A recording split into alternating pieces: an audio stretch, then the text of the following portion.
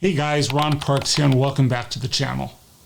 I want to talk today about why I would stay in the real estate market. The real estate market has been one of the most volatile markets over time, but particularly at the moment, it is just going up and up, especially in certain segments of the market. Now you might be looking at the real estate market right now and thinking, well, that with housing financing costs being low, thanks to the slow economy, well, that's a sign to get your feet wet and buy your first property or trade up to a bigger one. Due in large part to mortgage rates have hit record lows since early 2020. Although buyers have reported growth in their home buying budgets and lower monthly payments, additional factors make the question, is this a good time to buy a house? A really difficult one to answer. Lower rates may entice buyers, but it's essential to consider the broader economic picture before going through with a home purchase. If you have a good credit score and you can pick up a 15-year mortgage for less than 2.75% interest, which is a decline from last year when rates were about 4%. Now think back to when we had finally recovered from the whole mess in 2008, and the time was ripe to buy. If you bought in 2009 to 2011, then you got in on low prices. Everywhere it seems like people are buying. Real estate is just really trendy right now. It doesn't matter where, rural, suburban, vacation, well, they're all looking up and home sales are hot. And if you work from home and in a rental apartment, you probably yearn for more space. So purchasing a house seems wonderfully enticing, especially with very low mortgage rates. Now, working from home may demand a bigger space. Since COVID began, many of us started working from home. And what may have started out as a temporary measure has really stretched into months and almost a year of avoiding the office when possible. And as you spend more time in your current home, you might find that you need a larger space to function effectively. And depending on your situation, it might be time to stretch your legs in a bigger home. Now we're in a seller's market, a very strong seller's market. With that, home buyers are facing rising home prices across the country. And as the market continues to shift in favor of sellers, buyers may want to hold off on a home search. Otherwise, they can be dealing with high prices and few available options. And getting in at the high end of the market also has its risks. If the market corrects, you'll be the first to hit hard with the paper losses. The National Association of Realtors did a recent study and found the following as of February 2021. The national inventory of homes available for sale declined 48% from last year. And the inventory of newly listed properties also declined by 24% nationally, and 23% for the large metropolitan areas. This shows that there are much less houses available for sale. In addition, the February national median list price was up 13.7% compared to last year, and the large metropolitan areas saw an average price gain of 11.5%. All of this bodes really well for sellers, but not great for buyers. As the economy improves, well, there were almost 400,000 new jobs created last month under the new Biden administration.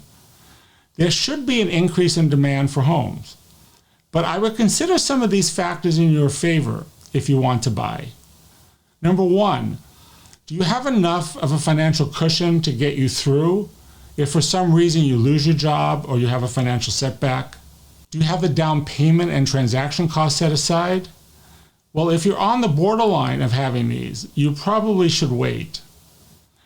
You have to have available not only the monthly mortgage payment, but property taxes, insurance, maintenance costs, and repair costs. Now, you might get a mortgage for $2,000 a month, but after you add in all of these extra costs, it might be as high as $3,000 a month. So can your cash flow and budget handle that? Okay, number two, keep the loan as flexible as possible. Now, even though 15-year fixed loans are a point to a point and a half lower than 30-year loans, a 30-year loan will give you a lower monthly payment. And you can always add a payment or two during the year to bring the loan term down to a 15-year amortization. And if you get a 15-year with a larger payment, you really can't reduce it, and you're stuck with that payment. Okay, number 3, think about getting into the market if you're going to keep the home for 5 to 7 years, because appreciation usually takes time. And if you're planning on holding the home shorter than this, you might have lots of trouble breaking even off of the purchase when you sell. Now, your gain is already reduced by the closing costs you incur, as well as the 5 to 6% commission you'll need to pay to sell the property. So the longer you hold it, the better chance you'll make a profit or not lose much money. And number 4, in addition to your emergency fund, we have talked about that you should have 4 to 12 months of cash to carry you through. And if your income stops, you should also have a fund for unexpected housing expenses. Now, things break down and the unexpected will always happen. So, okay, now that I have given you the general summary, let's run through some of the fundamental things you should be thinking about on whether to buy a house. Number 1, don't follow the herd. You won't grow your money just by following what everyone else is doing. This is a jump off a bridge aspect of investing. Right now, the real estate market is overloaded with buyers. Sellers know that their properties are in demand as inventory is low, so you have many more buyers competing for a property, increasing the selling price. I just put on a listing in a beautiful area of Palm Springs, and in 18 hours, we had 5 offers, and the property sold way higher than the sellers ever expected. Great for the sellers, but really not that good for the buyers. And nowadays, many people are looking to buy larger homes, given that many of them have had to incorporate a home office to work remotely from. These are understandable incentives, but stop and ask yourself how much you're paying for your property right now. Do you have the reserves if you suddenly lose your job? I don't think you have to look very far in this country to find someone that's been laid off during the... They're just worried about paying the rent, let alone even thinking about buying a home. And you're also not taking into account what happens next. We're in a very comfortable place right now. But what happens when the market corrects itself by 10 or 20%? So the biggest problem with following a trend is that eventually the ones to adopt it last are the ones that lose out. The time to buy may already passed, and you don't want to be the last one still wearing a members-only jacket well after the 80s have ended. Okay, number 2, foreclosures and evictions are on the way.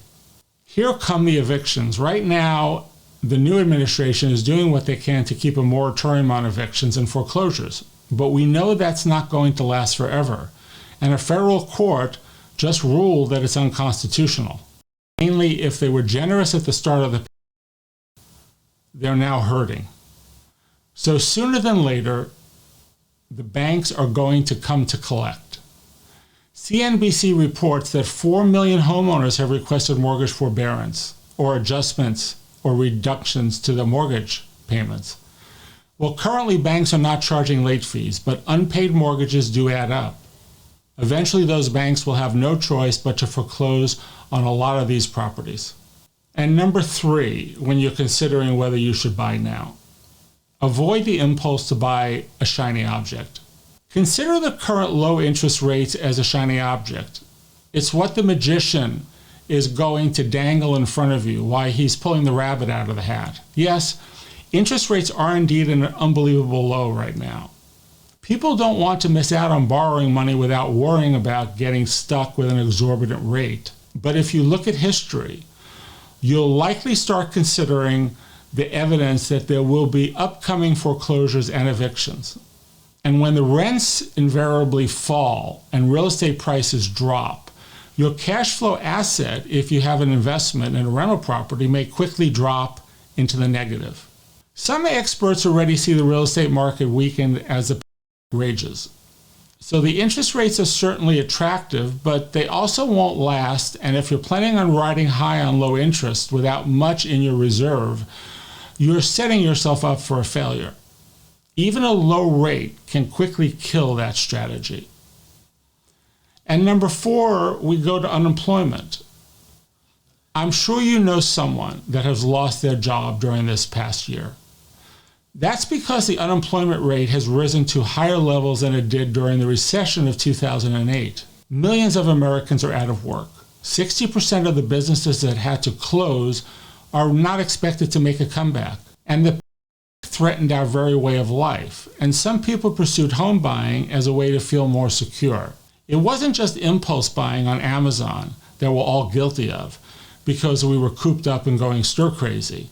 Some people purchased new properties to feel like they had some control over their housing environment, like moving from a crowded city to the suburbs.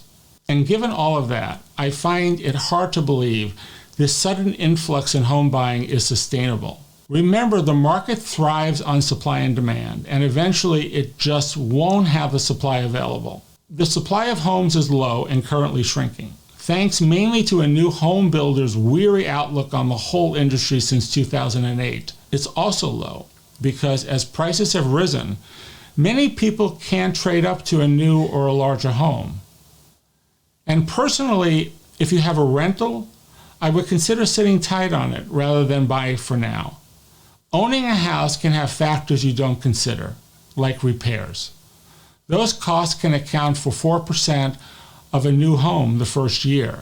So why not just put that money aside while the market's so uncertain into rent? Well, it's just safer and could make more sense for you. And if you're thinking of buying a rental property, well, you might want to make sure you can handle a loss if the rental market prices drop and values start to go down.